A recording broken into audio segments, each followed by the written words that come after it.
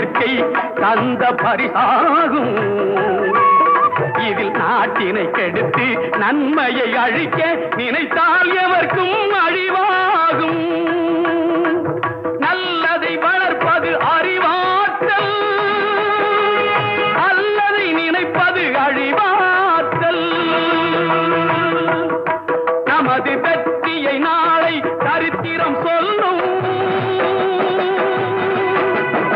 இப்படை தோற்கின் எப்படை வெல்லும்.